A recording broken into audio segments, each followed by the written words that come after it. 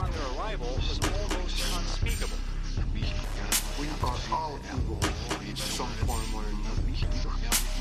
I'm not guilty. The dead won't bother you. It's the living you gotta worry about. If I couldn't keep them there with me whole, at least I felt that I could keep their skeletons. Da da da da da da da! Welcome to the Bad Taste Crime Podcast. I'm Janelle. I am Vicky. Guess what, Vicky? What's that, Janelle? We're on episode 100! This is where all the sound effects for horns and things go. Yeah. It's, you know what? This is very exciting. Mm-hmm. We've been putting out content for almost 4 years. We've now hit 100 episodes, which is like, a huge amount and something I never honestly ever thought we would get to. It's crazy, but very exciting. We're very excited. Yes, we're very, very excited. We're so glad you guys are here with us. Yeah. I can't even. We honestly, we wouldn't have been doing this long if you guys didn't come to us with praise for I mean, if people didn't like this, why would we still fucking do it? Exactly. You think I like getting up at 8:30 in the morning to record? Oh my God. Yeah, so you guys don't know this, but we'll give you a little peek behind the curtain. Like 3 months ago, maybe 4 months ago, Janelle and I changed the recording time. We used to record at 10 a.m. Now we record at 8:30 a.m. And it's very early. Yeah. Because we have like crazy lives. Yes. Yeah. Both of us are in school. Which the semester is over, thank goodness. Yeah, well, we both work full time. Yeah, we're getting close to the next semester. Yeah. Yeah, I know. But we kind of opted for an earlier recording time, which part of me is like, I kind of regret this. But if you've ever noticed, we sound sleepier in the more recent episodes. I'm normally having my first cup of coffee when I sit down to record with Janelle. You know, so it's funny. I'm always up this early, so I guess it doesn't, like, I don't mind so much. But it just gives me time to like decompress in between doing this and something of the other 8,000 things that I have to do on a Sunday. Yes. Yeah. So we're glad that you guys are with us. To that end, actually, so this morning I told Janelle I left. I went outside to go smoke a cigarette and I came back in and there was an envelope sitting on my mic stand from... It's addressed to the podcast with our original OG name, underlined with an exclamation point that I won't say here, so Tiff doesn't have to bleep forever, it. It'll be forever in everyone's hearts. Yes. But I decided to wait because I wanted to, I don't know what is in this, so I decided to wait until we were recording to open this. So let's see what this is. Okay, it's a card. Okay. It says, oh, this is cute. It says, congratulations on the outside. Behind every success is effort. Behind every effort is passion. Behind every passion is someone with the courage to try. Aww. Okay. So it says...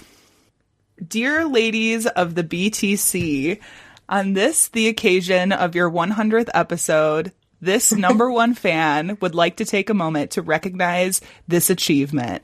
Who would have thought all those years ago that you would be still at it, not to mention through a pandemic without missing a beat? Love what you do. Keep at it. Looking forward to the next 100. Oh, I'm going to cry. That's so sweet. The card says, so happy that all the things you have worked so hard for and all the good things you deserve are coming true for you. You have a lot to be proud of. Number one fan, Eileen, a.k.a. Mom. Oh, thank you, Vicky's mom. Thank you, Mom. Yeah, that's very, very sweet. We're rendered speechless. on this audio format. $100 in the card. $100 for 100 episodes. That will go towards podcast expenses. Yes, it will. 100%. That was so sweet. I want to say thank you to my mom, who honestly, for me, she feels like my number one fan. She's been very supportive since we started this whole thing. She listens to every episode. She's telling all of her friends. So thanks, That's Mom. how we do it. Word of mouth. Yeah. That was, what a good way to start this episode out. And really, this year, it's a new year too. So Yes. Oh my God. Yeah. Starting oh my gosh. 2021 with positivity, y'all. Yes. Yeah. Get ready to have it ruined by the horrible stories we have on today's episode. Oh my God. Ugh. I don't know. God. Mine's kind of fun. So mine is actually pretty fun. Yeah. So on that lovely, heartwarming note, let's head over to the newsroom. Unfit to breathe, our food is unfit to eat. We sit watching our TVs while some local newscaster tells us that today we had 15 homicides and 63 violent crimes, as if that's the way it's supposed to be. We know things are bad, worse than bad. So I have to talk about for a second how I find my news for this particular segment. So I am a Redditor. I'm not going to reveal my username because I'm not trying to get doxxed. But whoa.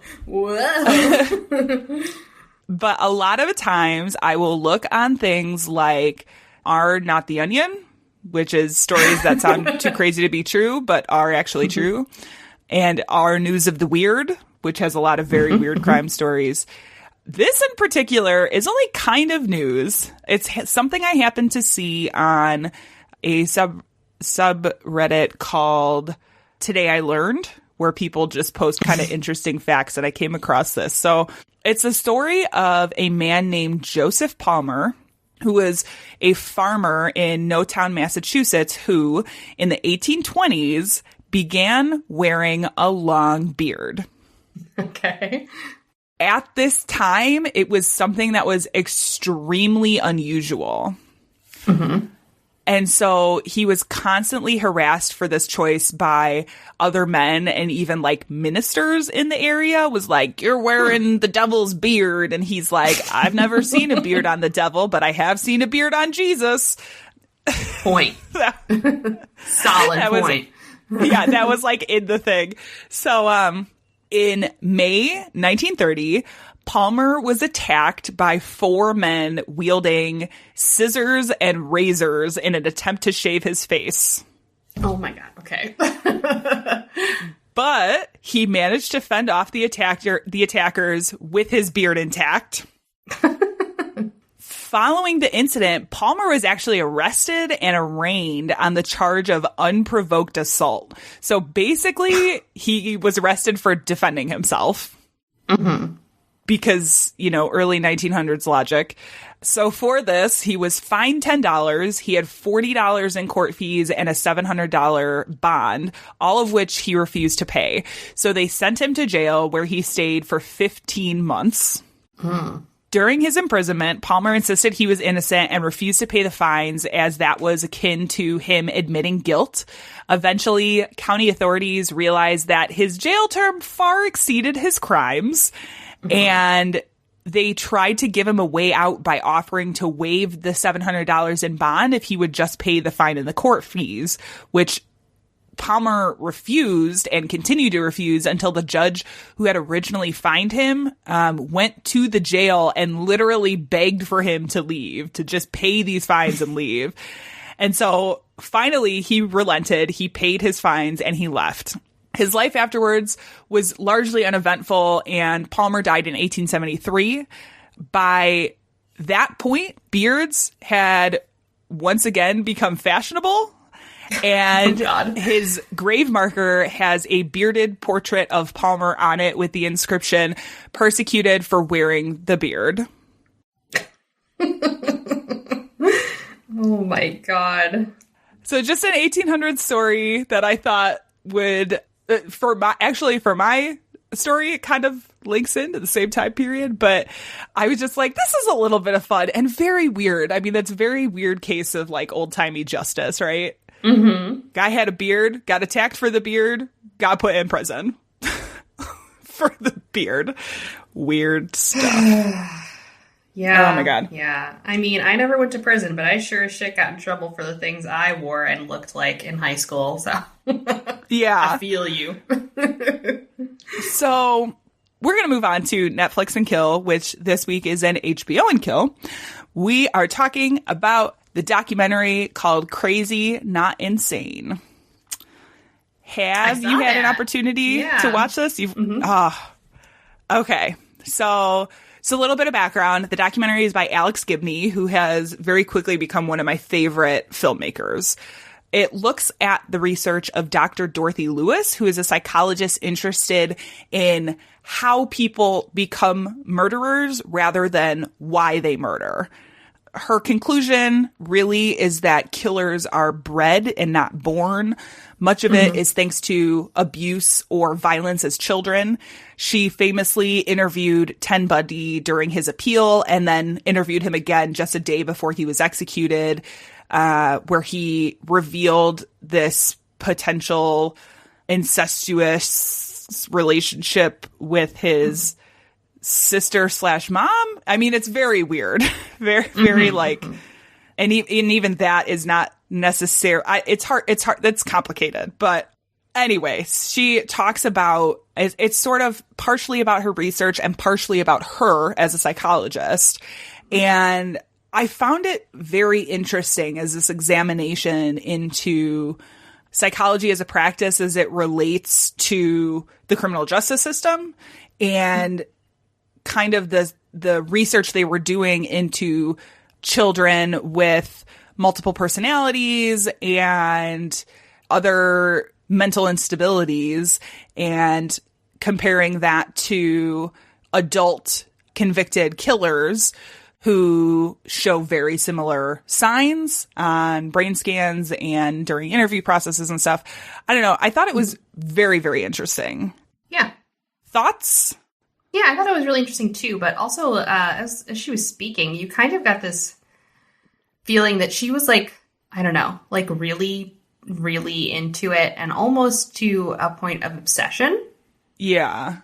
The way that she was talking about her research and, you know, finding people to talk to, which I thought was kind of interesting because it's like, you know, at one point does a researcher cross the line? Maybe it's just because I was thinking about all the research I was doing.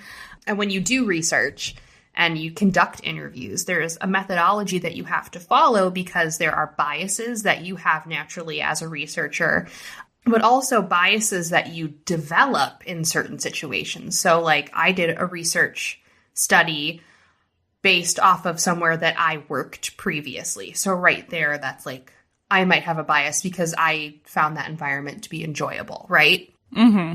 You know, she might have all of these conscious or unconscious biases in doing this research, and she was so ingrained in it that you might not be able to recognize those biases. So I found it very interesting about the way that she talked about her research and her interview process. But again, I was probably just in research mode, so. Yeah. Yeah, and one of the things that she does talk about, because of course this diagnosis of multiple personality disorder, which now I realize is called something else that I can't remember, but it's still very controversial. Yeah. And not recognized by the psychiatric community at large. It's like, I don't know, it's kind of a taboo thing to talk about. And when she goes in and interviews these people, she has and I think has to kind of have excuse me, a certain amount of empathy towards these people that she's interviewing, because one of the things they talk about is there was information that she was able to get from Ted Bundy, for instance, that the police were never able to because they just use different interview tactics. And to be quite honest with you, they weren't really concerned on how he got to be a killer. They were more concerned as to why he was doing the things that he was doing, right? Which are two very different things. Right. And she definitely takes a different approach from like a standard interview, police interrogation interview method to kind of draw these things out of people. One of the things that I felt was very poignant that she said during the documentary was she points out that the criminal justice system has a lot to learn from the psychiatric practice. And at the current moment, it's actually happening the other way around, where psychiatrics are sort of bending to fit what the law says as far as competency and determinations of insanity. Right. Which is right. I mean, it's absolutely true. Also, if you think about it, they're paying psychiatrists and psychologists to do this. So money is a powerful thing and can sway a person's opinion. Which is sad because you're supposed to be a doctor.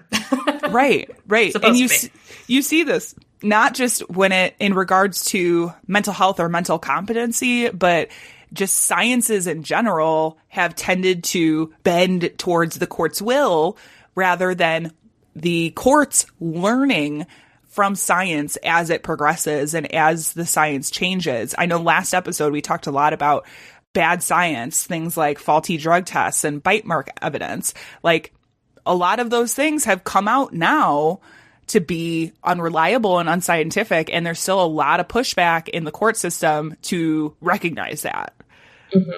Same thing with some of these mental health issues and what is considered competent to stand trial. There really hasn't been any change since probably the 60s or 70s as far as language and what is considered competent in the court's eyes. So it's interesting. I think this documentary is interesting because it's not necessarily about one specific crime or series of crimes. It's more about the research done into the psychology of killers and how that was used or is being used to address these things in court.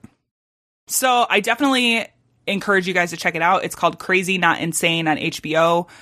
I think it's like 2 hours long, but it's very informative and pretty riveting. I don't know. I thought they have a lot of like interview tapes of her with these murderers and stuff. That's like right up my alley. Okay, so this is that part of the show where we say content may not be appropriate for all listeners. Weird. Although this one, like you said, is kind of a little lighter. It's more fun. So, Janelle, do you want to tell us what we're talking about today? All right. Yes. So I was kind of researching something and I was like, oh man, I really want to do this as an episode. So here we go. Today, for our 100th episode, we are picking hijackings of any shape or variety. Yeah, when you said that, when you were like, it doesn't have to be a plane, I was like, Janelle's going for something way different, I bet. No, mine's still a plane. But I didn't, spoiler, I didn't want to pigeonhole you into only also having a plane story. I appreciate that. Because hijackings can happen on any vehicle. And God, I hope that you pick something like a golf cart for hijacking. No, I didn't. Damn, a dirt bike. No. Oh my God. That'd be interesting. Yeah. So this tale will take place in the 70s. And as we know, I've mentioned this before, the 70s were just rife with hijackings. Oh my God. It was the era of plane hijacking. And of course, this was back in the day when you could just stroll up into a counter at an airport, buy a ticket with cash, not show a shred of ID, and be on your merry way. You could have 1,000 cocktails and smoke 8 packs of cigarettes in the plane, in the bathroom. Like, who cares? It's you can so walk true. all over the tarmac, right? Those are the good old days. I always think of the scenes in Mindhunter when they were flying from state to state. They're sitting there with their files all spread out, cigarette in hand. They just walk up to the staircase that's next to the it's like, wow. Exactly. What a different time. It's funny because when I flew to the Dominican Republic for my brother's wedding, it was still like that. Like, we were on the tarmac getting off on that, you know, like the weird staircases that they used to roll up to the planes. I was like, am I in another time? It was wild. Yeah, it's so weird. So the 70s. We all know the problems with the 70s. But this was also the time of D.B. Cooper. And by now, like, we are all super familiar with D.B. Cooper. It's the most famous unsolved crime mystery of our lifetime. Mm-hmm. But in 1971, if you're not familiar, D.B. Cooper hijacked a plane in the Pacific Northwest, parachuted out of the plane with a load of cash, and disappeared, seemingly. Now, 6 months later, this would actually happen again in Utah. Okay. So, on April 7th, 1972, a United Airlines flight from Denver to Los Angeles was taking off when it was hijacked. The hijacker, under the alias of James Johnson, demanded money. He had a hand grenade, a parachute, and a gun. Wow. Okay. Yeah, right? Fully loaded. He handed the stewardess a strange note demanding the cash and to have the plane redirected to Mexico. The hijacker made off with $500,000 in cash and parachuted out of the back of the plane via aft stairs over Utah. Now, I put a little picture in here that it's basically like a GIF, and it shows you what an aft staircase is. If you click on it, you can see that it's at the back of the plane, almost underneath the engine. And it's what's commonly used, well, it was, I don't know if it's used anymore, commonly used to put luggage in and out of. Okay, yeah. Oh God, okay. Sorry. I was just watching the GIF of the little shows guy. the guy walking down the stairs and just going, The great. stairs, I'll just give you a picture of what I'm witnessing. It's like a cartoon plane. The stairs slowly open up from the bottom, and then there's like a little stick man that walks off and then falls into space. Yep, just like, all the limbs flying everywhere. Oh my God, that's very adorable. Interesting. Yes, I had to put it on there because it was the most ridiculous thing I've ever seen. So the hijacker actually safely landed in a field and seemingly disappeared. Now, meanwhile, in Provo, Utah, a man asks for a ride from a stranger at a hamburger stand. He was wearing a jumpsuit and carrying a duffel bag. While the man was being driven to his home, one of the passengers noticed that there were red lights in the sky. The hitchhiker stated that they looked like they were flares. And when the passenger pressed him, he stated that he was a Vietnam vet, and those flares were sent up when someone was looking for something or someone. The following morning, the news broke of the hijacking, and the family that dropped off the hitchhiker were a bit suspicious, so they called the tip line. 2 days later, Richard Floyd McCoy Jr. was arrested for plane hijacking. Now, when the police came to McCoy's house, they found a jumpsuit and a duffel bag as described by the people who picked him up at the hamburger stand. Inside the duffel bag was $499,970. Ooh. McCoy was charged with hijacking the plane, but he protested and claimed he was innocent. Okay. Now, McCoy was originally from North Carolina and moved to Utah to attend Brigham Young University. He quickly dropped out and joined the Army, in which he served 2 tours of duty in Vietnam. He was a pilot, a skilled parachutist, and a demolitions expert, even being awarded a Purple Heart. He was also an avid skydiver and worked for the Utah National Guard office and taught Sunday school on the side. Okay. Now, he doesn't really sound like a crazy plane hijacker to me, but he eventually decided, after he kind of did all this work, that he was going to go back to Brigham Young University to study criminal law after he came back from Vietnam.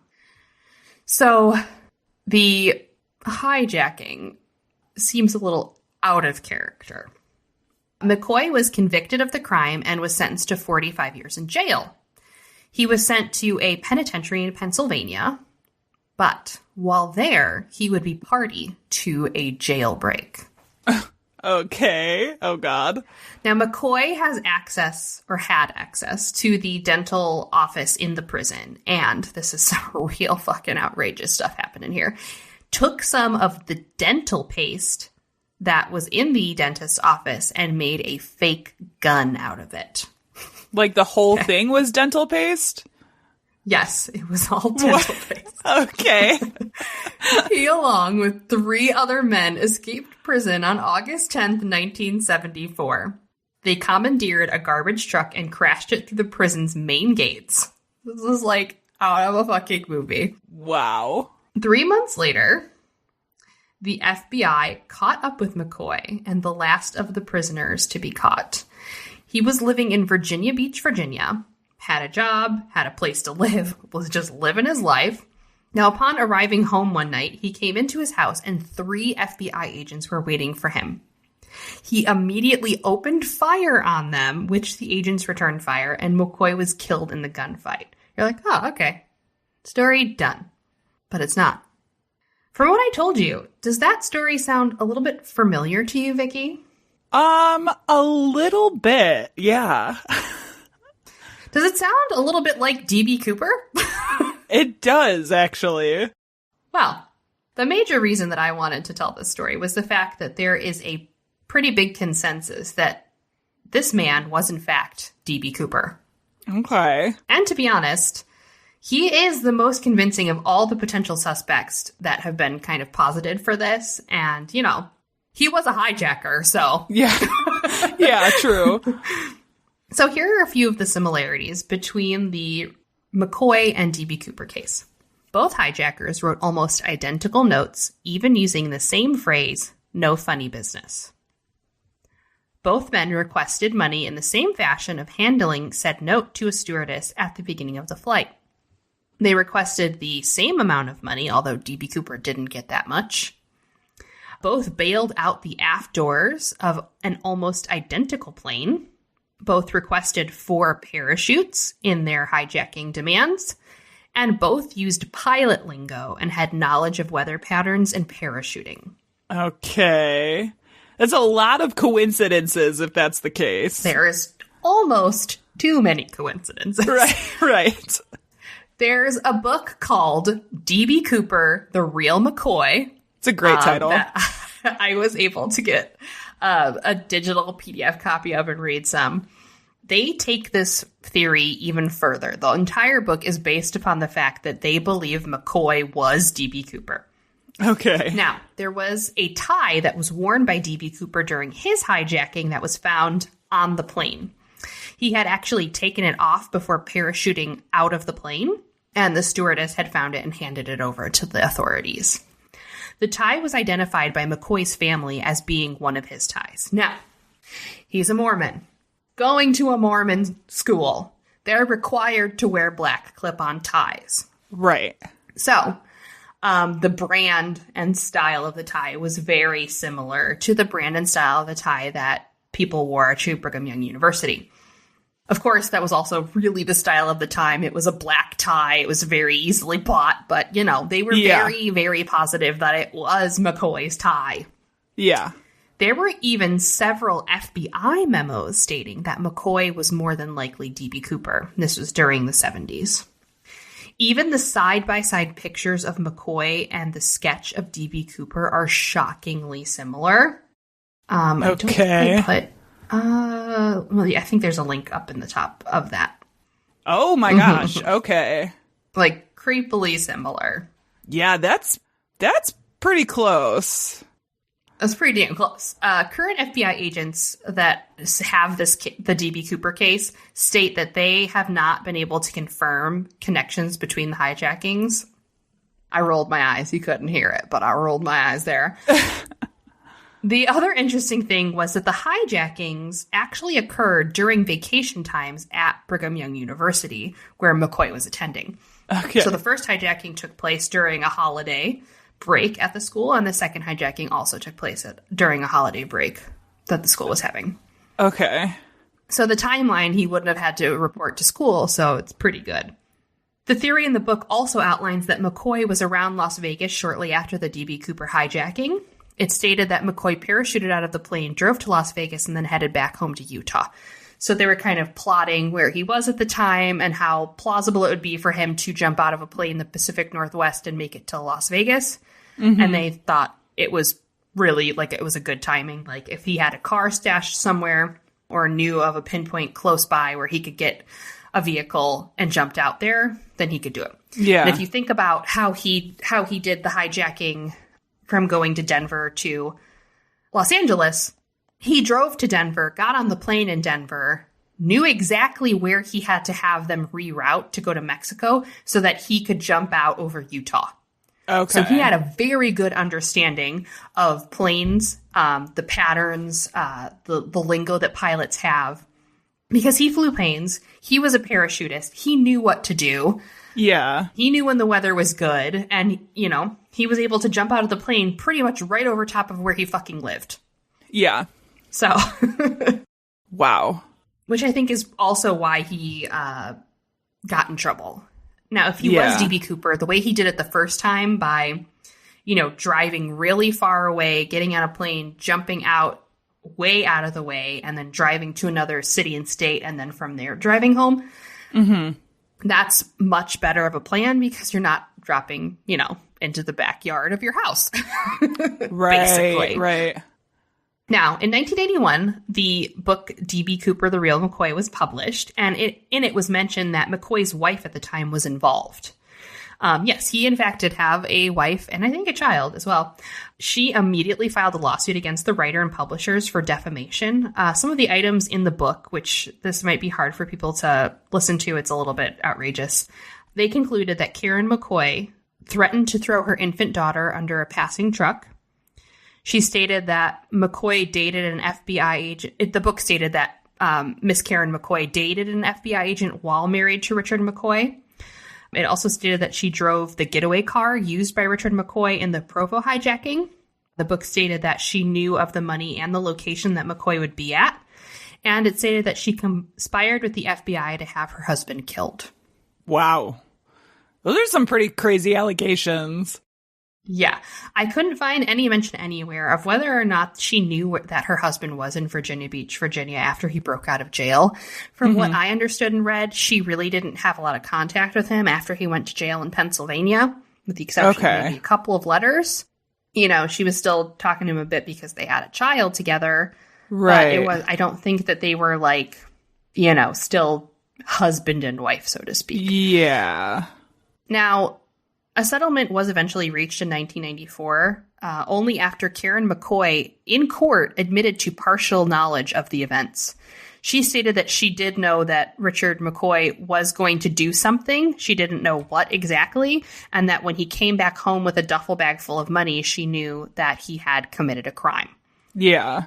She did, in fact, pick him up later after he had jumped out of the plane because the people didn't drop him off right at his house, like dropped him off a little bit outside of his neighborhood, and she came and picked him up. So she did have an understanding of that he had gone and done something. Yeah. The other contingency of the settlement was that Karen McCoy wanted to make sure that a movie adaptation would not be allowed of the book and that the above-mentioned accusations would be redacted. So the part where she said she threatened to throw her daughter under a truck, and the parts where it said that she dated an FBI agent and conspired to have her husband killed, she wanted those things, you know, removed or a notation added saying that these were speculations. Yeah. Because the way that they're phrased in the book makes it sound like it was definitive knowledge, but there is no evidence that any of that actually happened. And to be perfectly honest, there's not a lot of evidence of her really knowing what he did at all. She just knew that he's like, I'm going to go and I'm leaving to go. He told her that he was going to do a job.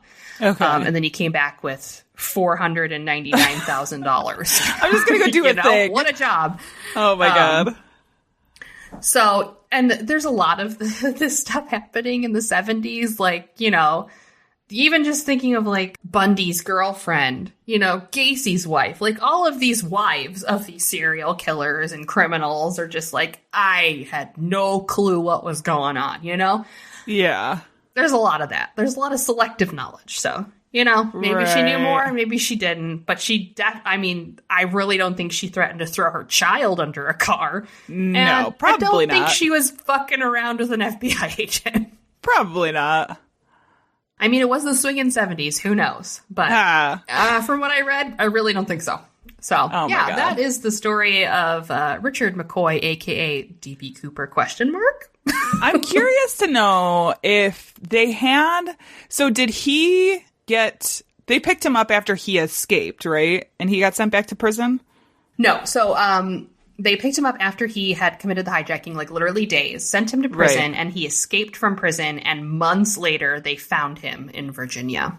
Okay. And they didn't send him... And they got into a shootout, and he died. So he didn't go back to prison. Okay. He died. My thought was, why wouldn't they have... If they had... I know, like, somewhere in here you had said that the FBI thought it was... D.B. Cooper was most likely McCoy. So... There is some transcripts that... So they didn't get a chance to really... They wanted to interview him more, but he was only in jail for a couple of months before he broke out. Okay. Because they were kind of collecting additional evidence. And it goes into greater detail in the book, the book is actually kind of hard to find, D.B. Cooper, the real McCoy. But even if you look, there's articles and stuff about the conspiracy theory, but the book kind of outlines a little bit more. But there were some FBI agents who really fully, wholeheartedly believed he was D.B. Cooper, and they were the ones trying to push the issue. The FBI in general was not. They didn't give a shit. Okay. If he was D.B. Cooper or not, because he was in jail. So there were a couple agents who were trying to push the issue, and they really thought that he was D.B. Cooper. And they were setting up more interviews, because in the initial interview when he was caught for the plane hijacking, they recognized similarities right away, and they asked him straight out if he was D.B. Cooper, and he denied it. Okay. Obviously. Yeah. But they did not believe him because criminal. Right. So they wanted to do some more investigation, and then he broke out of jail and was murdered. Gotcha. So it's, they couldn't do anything else. There was, there's a whole bunch of stuff. They tried to do DNA testing on that tie that was found in the plane that D.B. Cooper left. They tried to do footprint tracking. They did find some of the money that D.B. Cooper had in the forest. They were trying to lift fingerprints off of that stuff. Yeah. It was the 70s. Our criminal investigation techniques were almost non-existent still. Right. Yeah. Right? Which is outrageous to think of that. Yeah. But, they had limited resources. A lot of times people were getting committed because of witnesses or because they left a note. We talk a lot about people leaving journals and notes, which is a no-no if you're a criminal. So they really had nothing to go on except for eyewitness accounts, which was they just saw this guy in glasses and he was wearing all black with a black tie. He looked like a door-to-door salesman or a Mormon.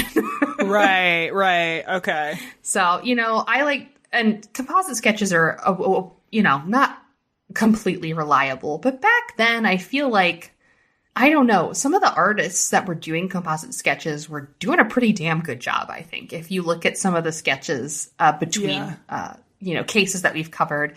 And I feel like the sketch for this is a pretty good general sketch.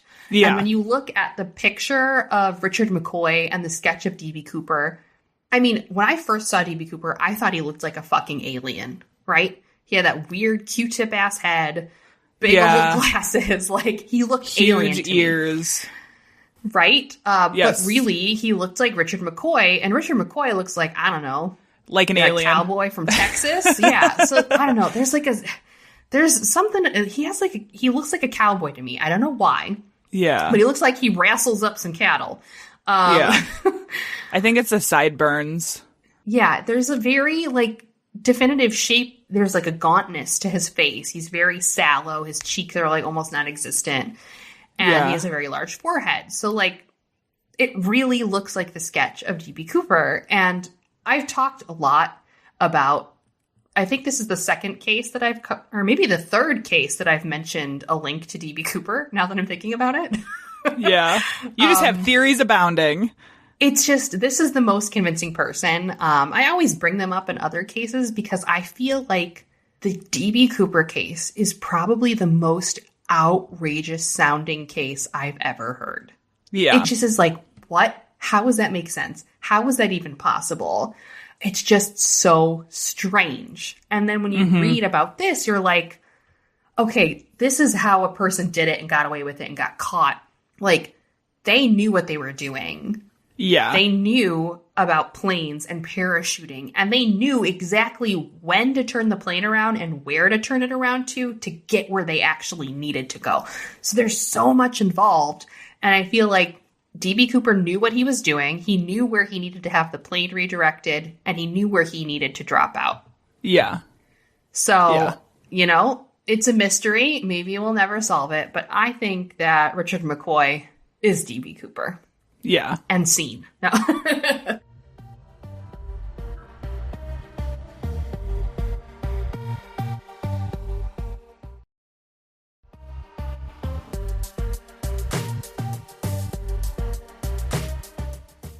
Janelle, I have 2 questions for you before I start telling my story. First of all, do you know what they call a boat hijacking?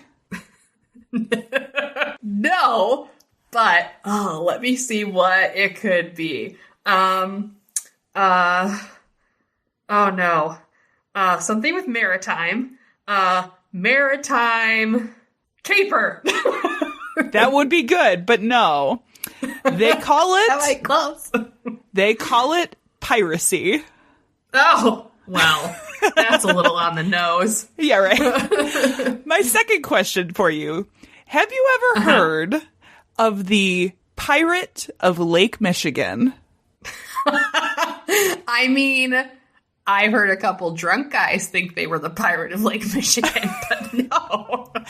Okay, so I decided to go with piracy instead of a standard airplane because I was like, Janelle's not doing airplanes. I'm going to do something different too. But then you did airplanes. And then fun fact, before they started calling plane hijackings, they called it sky piracy. Yeah, sky pirates. That was pre 1970s. It was sky piracy. After that, it was hijacking. So. That's amazing. So yes. We're going to talk about water pirates. Woohoo! I mean, the most piratey of the pirates. Yes. And specifically, we are going to talk about Roaring Dan Seavey, a.k.a. the Pirate of Lake Michigan. Oh, heavens. I don't know if I'm ready. This is like the best. This has everything that you would want in a story. It's like old-timey with old-timey, like, tall tales of this. It's so good. It's so good. I can't wait. I love it. I love it, and I don't even know what's happening. Okay, so Dan Seavey was originally from Portland, Maine, where he was born in 1865. His dad was a schooner captain, which naturally means that Seavey was drawn to this, like, life on the water, right? Yeah. Rather than being in school, he instead worked on the water, eventually working on local boats by the age of 13. Totally normal. Yep. I mean, for the time, actually not terrible. Yeah. I mean, it's not a factory, so that's good. Yeah, right. At age 18, Seavey entered the Navy, where he served for 3 years before being discharged. He then got a job working for the Bureau of Indian Affairs, where he tracked and attempted to catch bootleggers and smugglers operating on reservation lands. Okay. I was all for this until you mentioned the Bureau of Indian Affairs. Yes. I know, but it's part of his history. I can't leave it out. I know. It was different times, but yes. Still not quite that different. No. In the late 1880s, Seavey left the Bureau and headed to Wisconsin. There, he tried to settle down with a girl named Mary Plumley, who was 14 at the time that they were married. Which, Seavey, at this point, he would have been in his early 20s. Yeah. I mean, what 14-year-old doesn't want to be with a 20-year-old? I mean, ew. If you can't get married by 14, you're a fucking spinster. It's true. 14 is peak. The two quickly started a family, and they had 2 daughters by the 1890s. Oh, gross. Double gross. I know. It's hard for me. Seavey took the family to settle in Milwaukee, putting him near the water that he loved so much growing up. There, he bought a small farm and a couple of saloons that were right on the waterfront of Lake Michigan. And at the time, with the amount of shipping trade that was happening, having any sort of like saloon business in the port towns would have been decently lucrative because like the sailors come ashore, they all get drunk. It's all good. But this also put him into contact with some like really interesting people. In this case, Seavey made the acquaintance of Frederick Pabst, owner of the Pabst Brewing Company. Wahoo! Yeah. Have you ever seen the building up there, the old one from this time period? No, the Pabst Brewing Company building? It's a pretty nice. Yeah. No. They still use it. I don't know if it's the original building, but it's one of them. But yeah. There was like a couple of shows there. Like, it's a pretty interesting place. Oh my God. Ooh, that's a creepy building. Yeah, it's beautiful. I mean, I think it's beautiful. But. I mean, it's beautiful, but it's like, oh, and this looks like it's the old building and the new building. I think. Yeah, they did.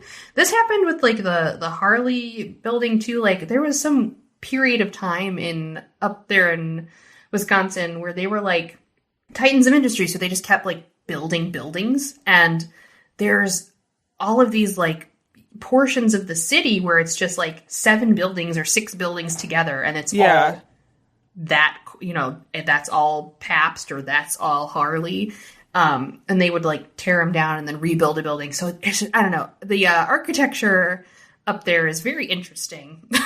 Yeah. Well, and this, honestly, like the sketch of it looks very much like the Royal Palace in England. I know that sounds weird, but like, it's that same kind of like style almost. If you were to add smokestacks to the palace. Right. Correct. So he meets Frederick Pabst, and the two kind of became acquaintances.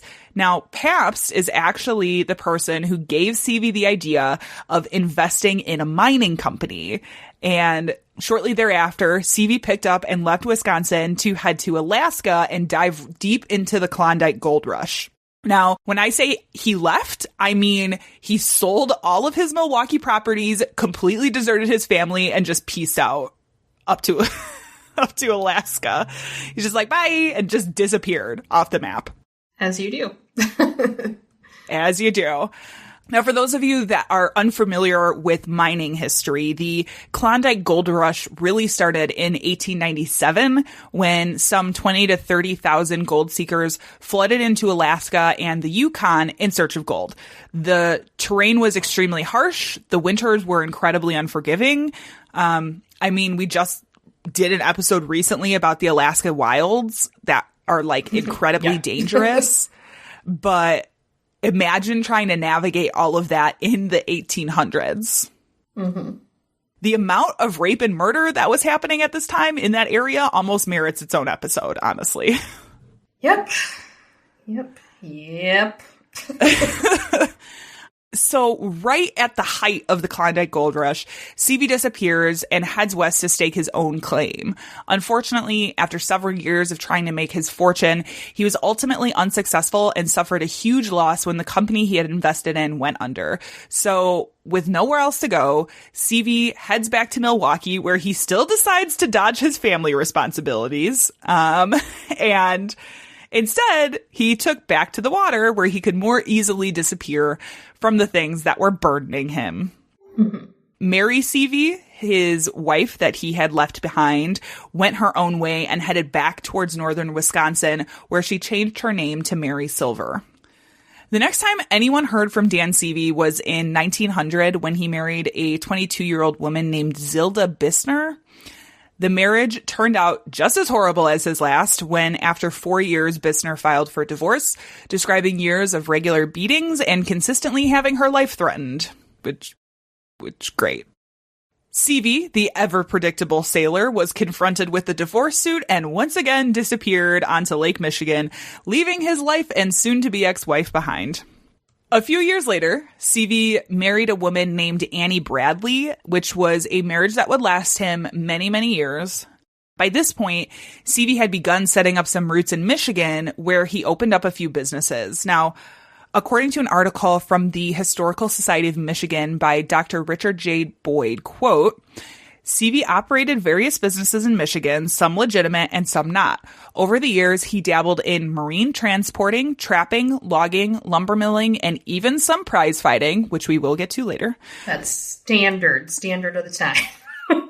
Yeah. On the dark side, he also practiced smuggling, poaching, bootlegging, and pimping. These activities made Dan a readily recognizable character in most lake ports, where even today, many a CV story can be recounted. Yikes. Yes. So here's just a couple of the stories that have been put out there. I'll tell you, some have some merit, some don't, but they're all very interesting. Mm-hmm. So back when CV worked for the Bureau of Indian Affairs, he had tracked one of his suspects to a local tavern. The smuggler claimed that nobody could beat him in hand-to-hand combat, which was a challenge that CV simply couldn't pass up. And so the two men punched and fought for several hours when CV finally ended it by tipping a piano on top of the smuggler. Oh my God, I can't even... Which is just the image of somebody tipping a piano on top of anybody is hilarious. The smuggler was taken to a doctor but died the next day from his injuries. And again, according to the article by Dr. Boyd, upon leaving town the next day, CV telegraphed a succinct report, quote, "Outlaw expired while resisting arrest." So the next one, I had mentioned earlier that CV had a small career as a prize fighter, with the most famous brawl occurring in Frankfort in the winter of 1904. And Frankfort, Illinois is just south of Joliet. Mm-hmm. This fight took place, this is like the most Midwestern shit I've ever heard. This fight took place on the frozen ice of the harbor. 200 people showed up to witness the brawl that lasted 2 hours, which I don't understand why these fights take hours to do. But CV bested his competitor and left with quite a bit of money. There's also stories of CV being quite a shot with a gun, too, including one where he had been protecting an illegal fish trap that he had set up. Okay. So what he did is he took the time to set up a tripwire with a bell in the shack that he was in. So if the bell went off, CV would fire a well-placed shot just near the poacher to scare them off.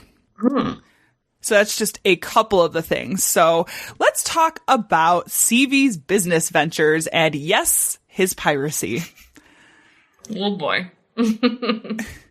CV was a bit of a classic old-timey scammer. Around this time, Chicago had become a huge horse racing scene. Mm-hmm. There were owners in the area that believed that by having their horses eat a specific type of marsh hay, the horse would have increased stamina. The marsh hay was only grown in Delta County near the Upper Peninsula, and CV, who was rumored to have started the superstition himself, greatly profited off of supplying these horsemen with the marsh hay that they really wanted for their horses. There's also descriptions of CV operating a floating bordello. Okay. The only kind of bordello. A floating bordello. At the time, the local law enforcement's jurisdiction kind of ended at the water's edge. And if you look at a map of Lake Michigan for our non-U.S. Listeners, so basically you've got the southwest little corner is part of Chicago and connected to Chicago. The little southeast corner is kind of part of Indiana. You've got it split in half going up the rest of the way, and the eastern part is part of Michigan, and the western part is actually part of Wisconsin. So you've got all these jurisdictions that technically own the water, but at the time, the police weren't really, like the local police were not really in charge of that section of stuff. So schooner masters, what they would do is they would round up a bunch of sex workers and booze and go from port to port and this is something that CV did too, with the use of his 42-foot two-masted schooner, the Wanderer. He'd go from port to port and just have sailors come on the boat, and they'd sail around with the sex workers, and there you have a floating bordello. Simple as that. Yeah. It was definitely a way for these people who were trying to make a lot of illegal money to kind of skirt the law a little bit. Mm-hmm. Because there's no law on the sea or the lake. No. No local law, anyway. We'll see what law intervenes in this case. Now, on to the reason Roaring Dan Seavey is famous today, but be warned, because it is a story with two sides. So I'm actually going to start with how it was reported in the newspapers at the time. Okay. This should be good. I love some old-timey talk. Oh my God. So on June 11th, 1908, Seavey and two of his henchmen approached Captain R.J. McCormick and some of his crew members in a local saloon. Captain McCormick owned and operated a schooner named Nellie Johnson. While at the saloon, the group of sailors had a few drinks and did some socializing, but eventually Seavey got the men so drunk that they were no longer upright. He then left with his henchmen and stole the Nellie Johnson, leaving for Chicago, where he would attempt to sell the ship's cargo of cedar posts. However, Seavey had quite a few problems offloading the cargo onto Chicago's black market and instead decided to head up the eastern shoreline. Now, by this time, Captain McCormick and his crew had come to and alerted the government authorities to the boatjacking. 9 days after Seavey had stolen the schooner, federal cutter Tuscarora left in pursuit of the Nellie Johnson with a warrant charging piracy. Now, if none of those words made sense, here's why. Because I was like, I don't know what the phrase federal cutter is. And I was like, I don't know what this is. So I looked it up. Back in the day, the United States Department of Treasury had a division called the U.S. Revenue Cutter Service, which was meant to be an armed customs enforcement arm. It has since been merged with the United States Coast Guard. So this was kind of like the armed customs enforcement on a boat going after Seavey. The Tuscarora began by stopping at every port along the eastern coast to ask and look for Seavey, but they soon realized this was just going to take way too long, and instead they decided to call the lighthouses and life-saving stations along the coast to look for Seavey. A lifesaver in Frankfurt reported back that he had seen Seavey and he had been hiding the Nellie Johnson in a river nearby. So authorities headed north, traveling most of the day and making the intentional decision to arrive under the cover of darkness to not alert Seavey. From the article by Dr. Boyd, quote, "In mid-afternoon, the schooner Wanderer was spotted sprinting out of the harbor under full sail, headed across the lake. Tuscarora weighed anchor and gave chase at full speed, reportedly burning the paint off her smokestack and boilers. Seavey was said to have paid no attention to signals to drop his sails, prompting the gunboat to end the chase with a well-placed cannon shot along the schooner's waterline." Authorities then boarded the Wanderer and placed Seavey under arrest. On June 30th, Seavey was arraigned for mutiny and sedition, not for the piracy charge that was originally set. However, Seavey was never indicted by a grand jury, and he was set free. Okay, so that's kind of the story that the newspapers put out there. It was like this really exciting chase. The boat was going so fast that it was peeling off the paint. They had to shoot him, and there was all these armed people that got on the boat and took Seavey down, and it was like this whole thing. Okay. A little more research into the story reveals that all is not quite as it seems in the newspapers. Of course. Unfortunately, both the grand jury records and the hearing transcripts failed to be archived, and there's no copy of the original warrant. You can get a better picture of what truly happened from the logbooks of the Tuscarora, which actually has no mention of the paint being burned off of the smokestacks. The cannons had never been shot, and the arrest happened largely without incident. Like, there weren't all these armed men that got on the boats. When the Tuscarora approached the Wanderer, it sort of like pulled to the side, and CV followed instructions as they were given. Many of the quote-unquote facts about CV's arrest were a result of yellow journalism at the time, including the potentially fabricated charge of piracy. There was and is quite a bit of speculation as to how CV was able to escape the charges alleged at the arraignment. One theory is CV's lawyer was incredibly well connected within the Chicago legal community. And I'm not sure I have to spell this out for you because Chicago's history of corruption within the criminal justice system is vast. Yep. and definitely something we have talked about more than once on the show. The other main theory is that CV was a seaman on the Nellie Johnson and that Captain McCormick actually owed him money. Now, some point to the mutiny charge as suggesting that he would have had some formal relationship with the schooner. But no one really knows kind of how we got around these charges. CV continued to work on the schooner for a number of years, eventually retiring in his 60s after suffering a burn injury in a suspicious sawmill fire. In his later years, he spent his time quietly living with his daughter. CV died in a nursing home in Peshtigo, Wisconsin in 1949 at the age of 84, ending the legend of Roaring Dan CV and the Pirate of Lake Michigan. Jeez Louise. Yeah, I didn't know that, like, I mean, it makes sense thinking about it now, but, like, back in the day, boat travel and trade was, like, huge because, you know, we didn't have air travel. Cars weren't really a thing. It took a lot longer to get stuff there by horse. Mm-hmm. So I guess it never occurred to me that we would have had a pirate on Lake Michigan. I mean, anything is possible. Yeah, right. It's a thing that happened.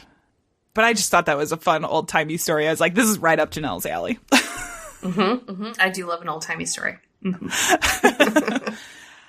So before you try to steal somebody's vehicle, airplane, boat, car, golf cart, what was the dirt bike? Before you do any of that, why don't you check out this podcast? I'm Raygun. And I'm Sarah. And we're the Oddballs. Every week we talk about something odd, spooky, or otherwise weird. Aliens? Yep. Stalker fans? Yep. Cannibalistic tribes? Oh yeah. Listen to the Oddballs podcast on iTunes, Stitcher, and Podbean. New episodes every Friday. Stay weird.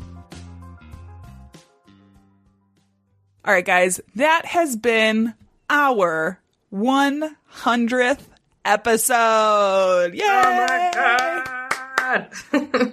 Oh my god. I'm still like baffled that we have gotten this far, that we've committed to something for so. This is like my longest commitment, so count yourself lucky. Wow.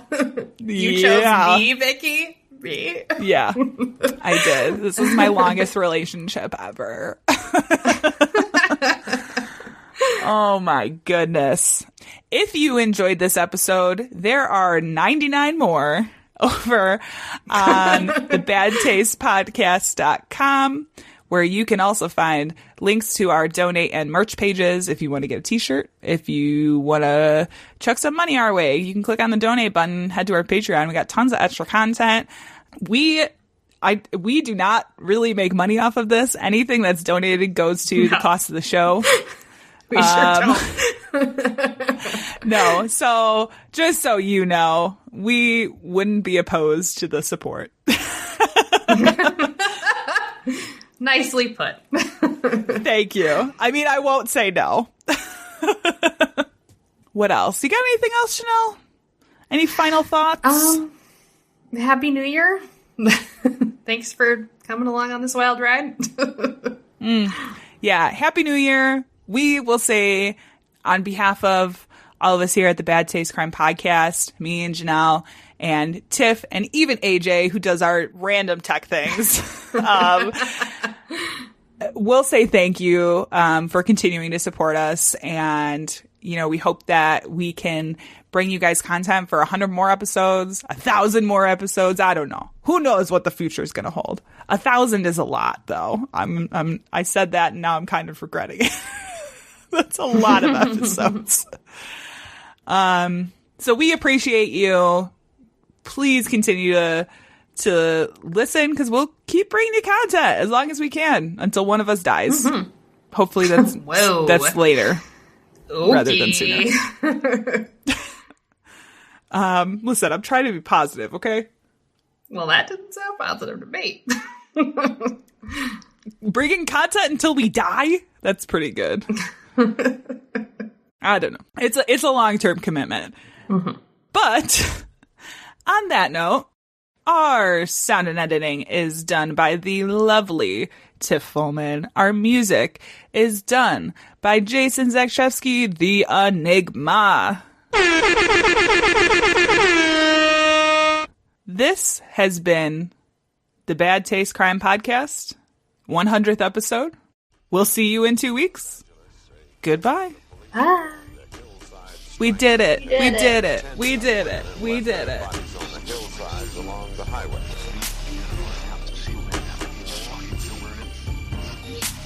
It was as if a wave of evil washed over this town. We are all evil in some form or another. Hold on. I feel a burp coming on. Uh-oh. Excuse me. I can hear that loud and clear. Yep.